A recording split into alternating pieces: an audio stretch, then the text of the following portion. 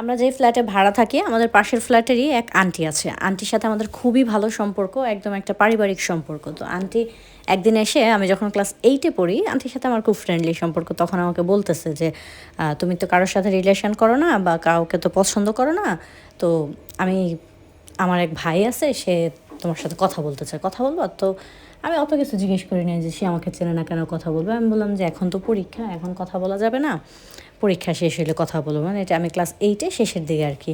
তারপরে পরীক্ষা-টরীক্ষা শেষ হইলো। তো একদিন দুপুরবেলা আন্টি নিয়ে আসছে যে, "নাও তোমার সাথে কথা বলবে।" তো আন্টির ওই ভাই আন্টিকে বলছে যে কারো সাথে রিলেশন করায় দিতে, এরকম কিছু একটা। যাই হোক, তারপরে আন্টি আমার কাছে নিয়ে আসছে। নিয়ে আসার পরে আমি হচ্ছে গিয়ে কথা বললাম। দুপুরবেলা একদিন এসে ফোন দিয়ে আমাকে দিছে। তো আমি হ্যালো বলছি, সালাম দিছি, "কেমন আছেন?"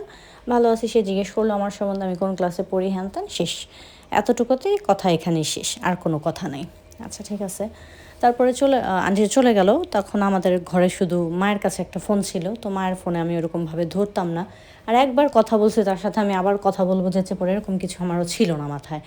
যাই হোক, তারপরে সে মানে বেশ কিছুদিন পরে, 2-1 মাস পরে মনে হয় আন্টি আবার ফোন দিছে, নিয়ে আসছে, বা আমি আন্টিদের বাসায় গেলেই আন্টি তাকে ফোন দিয়ে দেয় যে নাও কথা বলো, বা সেও ফোন দিয়ে আমাকে চায়, আন্টি এসে দেয়। তো এরকম টুকটাক কথাবার্তা আমাদের চলতেছিল। তো এরকম টুকটাক কথাবার্তা 6 মাসের মতো চললো। তারপরে একটু বেশি করে কথা চললো।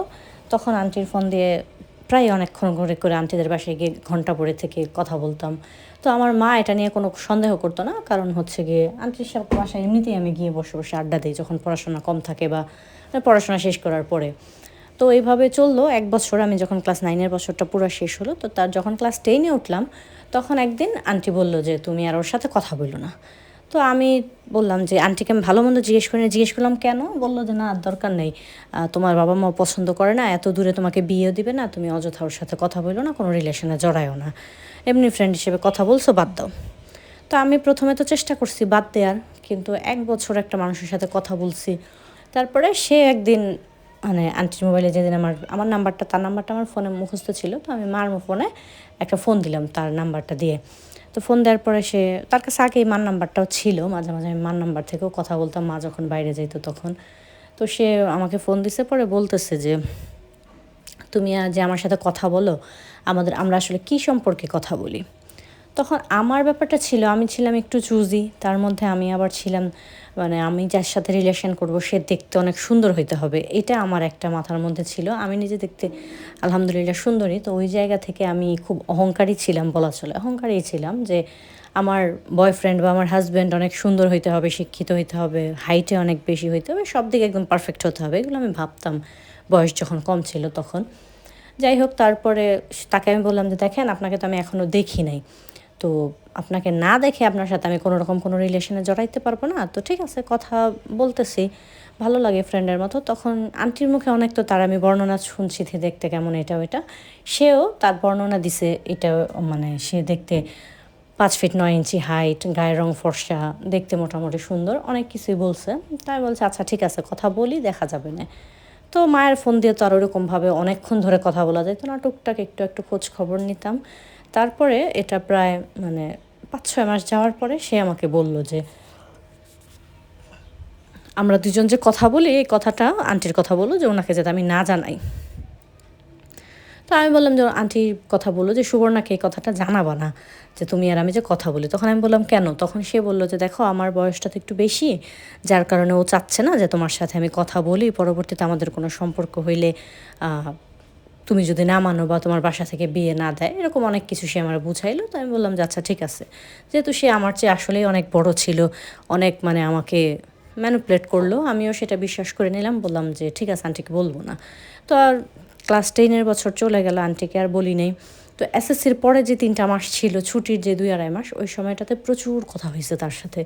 তো ওই সময়টাতে কথা হওয়ার পরে আমার কোথাও একটা মনে হয়েছে যে, মনে হয় আমি মানে তার প্রতি দুর্বল হয়ে গেছি, বা কথা বলাটা আমার একটা অভ্যেসে পরিণত হয়ে গেছে।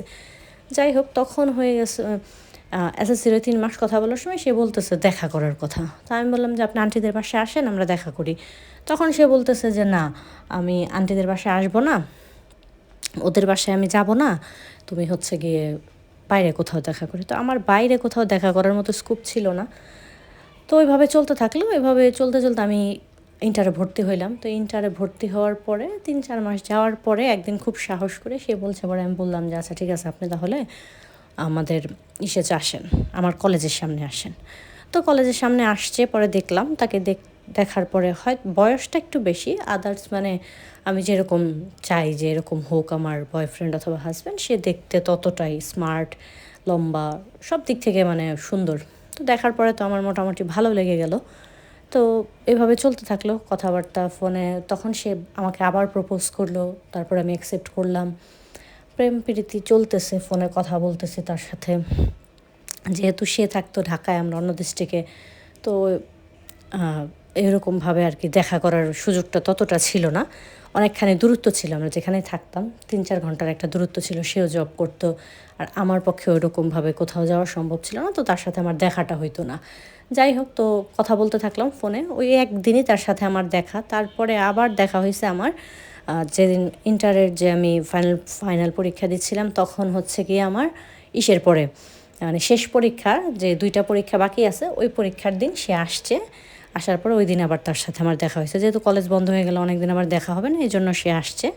ওই দিন তার সাথে আমি একটু দেখা করছি, একটু কথা বলছি পরীক্ষার পরে বের হয়ে।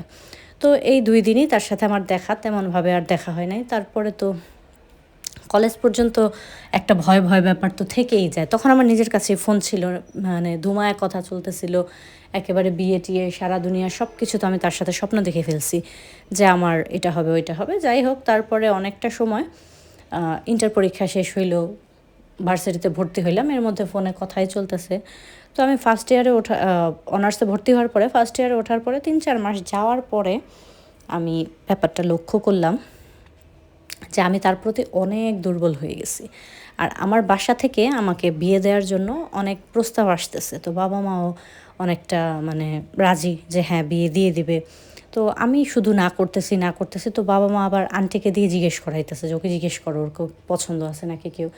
তো ওই আন্টি আমাকে জিজ্ঞেস করে নাই, আন্টি আমাকে সন্দেহ করছে ওর কথা বলে যে তুমি এখনও তো কামরুলের সাথে কথা বলো, আর ওর সাথে এখনও তোমার হয়তো রিলেশন আছে না হলে তুমি বিয়ে করতে চাও না কেন। তখন আমি আন্টিকে ব্যাপারটা বলে দিলাম যে আন্টি হ্যাঁ ওর সাথে আমার রিলেশন আছে, তুমি তো রিলেশন করাই দিছো, কিন্তু এখন তো আমি ওর সাথে কথা না বললে থাকতে পারি না, ও আসছিল আমি দেখা করছি, সব কিছু আন্টিকে বলে দিলাম। বলার পরে আন্টি বললো যে তুমি অনেক বড় একটা ভুল করছো। আমি ভুল করছিলাম যে তোমাকে আমি বলছি যে তুমি ওর সাথে কথা বলো বা কিছু, এখন তো তুমিও ভুল করতেছো, এটার জন্য তুমি অনেক পস্তাবা। সে আমাকে এরকম বললো, পরে আমি তাকে অনেক জোরাজোরি করলাম, জিজ্ঞেস করলাম যে কী আন্টি এমন যেটা আমি জানি না, মানে তোমরা দুজন মিলে আমাকে কি, ও বলতেছে আমি যাতে তোমাকে না বলি ওর সাথে আমার রিলেশন আছে, তুমি বলতেছো এরকম। তো বললো আন্টি আমাকে ওরকম কিছু বলে না, আন্টি শুধু বলছে তুমি ওকে বলো তোমাকে বাসায় বিয়ের প্রস্তাব পাঠাইতে। তো আমি বললাম যে আচ্ছা ঠিক আছে, আমি এটা বলবো আজকে।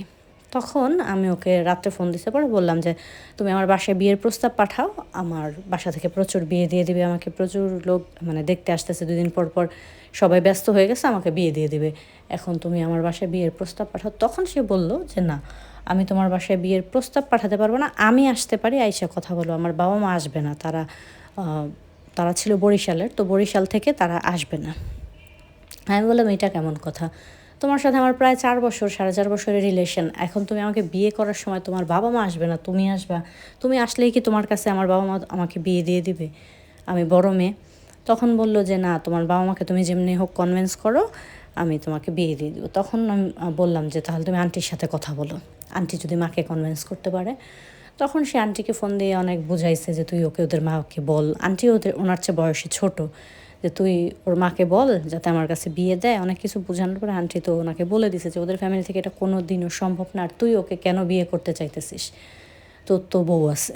তো তখন সে আমাকে পরে বলছে যে আমি অনেক জোরাজোরি করতেছিলাম বিয়ের জন্য, তখন সে বলল যে দেখো আর আমি তো বিবাহিত, তো আমার বাসা থেকে কিভাবে আসবে বলো। তখন তো আমার দুনিয়াটা পুরো ওলটপালট হয়ে গেছে, আমার মাথায় আকাশ ভেঙে পড়লো, এটা কেমন কথা, সে বিবাহিত। তো আমি বললাম যে আপনি বিবাহিত, তো আপনি আমার সাথে কথা কেন বলছেন। তো বলে যে আমার বাবা মা আমাকে পছন্দ করে বিয়ে করাইছে, তো ও বরিশালে থাকে, ওকে আমার তত ভালো লাগে না, এখন ওর একটা মানে আমার একটা মেয়ে আছে, তো ওর সংসারটা থাক, ও বাড়িতে থাক, তোমাকে আমি বিয়ে করব, তোমাকে নিয়ে আমি ঢাকায় থাকবো, সে এরকম আমাকে অফার করলো। তখন আমি কি বলবো, এমনিতেই তো আমার পায়ের নিচ থেকে মাটি সরে গেছে, যে আমার দুনিয়াটা ওলটপালট হয়ে গেল। তখন আমি গিয়ে আন্টিকে জিজ্ঞেস করলাম যে, আন্টি এটা কেমন কথা? তখন আন্টি বলল যে, দেখো তোমাকে আমি যেদিন না করছিলাম যে তুমি ওর সাথে আর কথা বইলো না, ওই দিন থেকেই কিন্তু আমি ওই বিষয়টা আগে জানতাম না, যেহেতু সে আমাদের মানে এলাকার থাকে না, এলাকার পরিচিত ওই রকম ভাই ছিল, যার কারণে তার সম্বন্ধে আমি তাকে যখন দেখছি তখন আমি জানি সে আনম্যারিড। সে ফোন দিয়ে আমাকে বলছে ও আনম্যারিড। পরবর্তীতে যখন আপুর বড় বোন আসছে বেড়াইতে, আপুর বড় বোনের সাথে আপু ওকে নিয়ে আলোচনা করছে, তখন সে বলছে যে ও তো বিবাহিত। এই জন্য আন্টি আমাকে না করছিল যে তুমি ওর সাথে আর কথা বলো না, যতটুকু বলছো বলছো, এটুকু বাদ দিয়ে দাও। যাই হোক, তারপরে এভাবে তো আমি অনেক দিন পর্যন্ত কথা বলতাম, একটু একটু কথা বলতাম, বাট তার কাছ থেকে আমি একটা সময় চাইছিলাম যে ঠিক আছে আপনি আমাকে একটা সময় দেন। তো আমাকে সময় দিল যে দেখো তুমি চিন্তা ভাবনা করে। তখন আমি অনেক চিন্তা করে অনেক কিছু মিলায় টিলায় প্রচুর কান্না করছি। তখন আমি দেখলাম যে আমার তো কোনো দিকে কমতি নাই, আমি তো সব দিকে ঠিক আছি, পারফেক্ট আছি, আমার ফ্যামিলি ভালো, আমার সব কিছু পারফেক্ট। তাহলে কেন আমি কারো সেকেন্ড ওয়াইফ হব?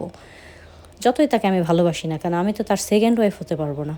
আর আমার জন্য বা তার সাথে আমি কথা বলছি, সে কথা বলছে, আমাদের দুইজনের এখানে দোষ। যেই মেয়েটা ওর বাড়িতে আছে, ওর বউ, ওর বাচ্চাটা, ওদের তো কোনো দোষ নাই, ওর বউর তো কোনো দোষ নাই। ওর বউ কেন আমি ওর বউর ওর বউর সংসারটা আমি ভাঙবো জেনে? যদি না জানতাম ওইটা আরেক রকম ছিল ব্যাপারটা।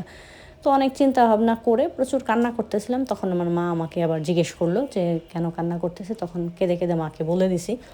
তখন মা বুঝাইলো যে এটা তুমি কোনোদিনও করো না, এর চেয়ে তুমি অনেক ভালো থাকবা।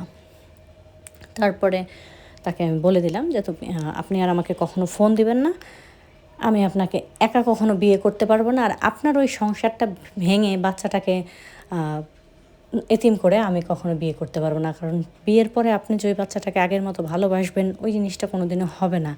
তো এই বলে তার সাথে আমি সম্পর্কটা শেষ করে দিয়েছি ঠিকই, কিন্তু আজকে 4 বছর হয়ে গেছে, তাকে আমি এখনও ভুলতে পারি না। সারাক্ষণ আমার তার কথাই আমার মাথার মধ্যে ঘুরপাক খায়।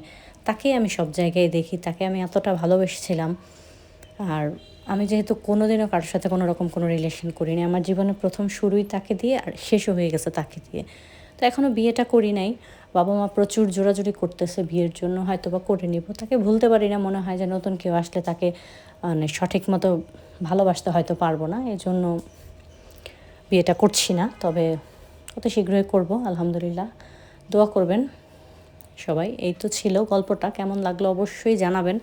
যদি আপুর গল্পটা আপনাদের ভালো লেগে থাকে তাহলে অবশ্যই একটু লাইক কমেন্ট করবেন, চ্যানেলটা সাবস্ক্রাইব করে দিবেন, যাতে আমি আপনাদের জন্য এরকম নতুন নতুন আর গল্প নিয়ে আসতে পারি। সবাই ভালো থাকবেন, সুস্থ থাকবেন। শুভরাত্রি। আল্লাহ হাফেজ।